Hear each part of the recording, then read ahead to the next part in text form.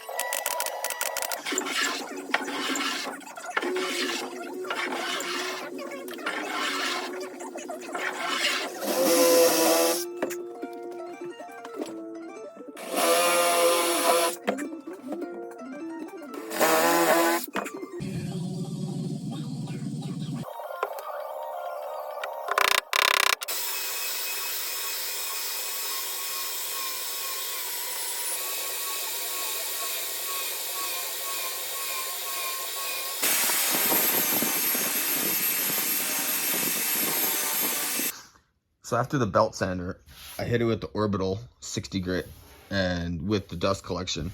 And you can see all these gaps. So normally I would put in epoxy with some sawdust, but I've been away from epoxy. It's a whole nother conversation. So I'm going to try this. What I'm going to do is I'm going to take sawdust, spread it over the whole table, then wipe as much off as possible. Then I'm going to use a quick dry finish. I'm actually going to use lacquer. And thought process is that'll seal in all the sawdust. And then I'll sand that finish off and proceed with sanding through the grits. I think it'll work. I think it'll be cheap and effective. But let's see.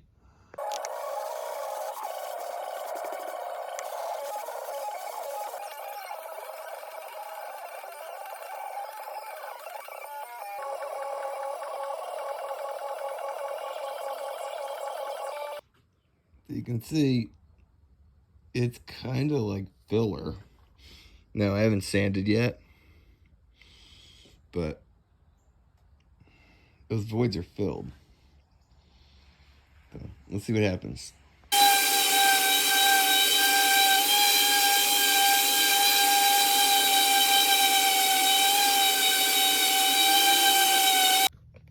Overall, I think that worked pretty well. I mean, some of these larger voids, I'm just gonna hit with a little bit of wood filler, but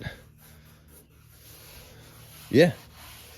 So, you know, something to play around with. All right, let's go. Let's finish this up.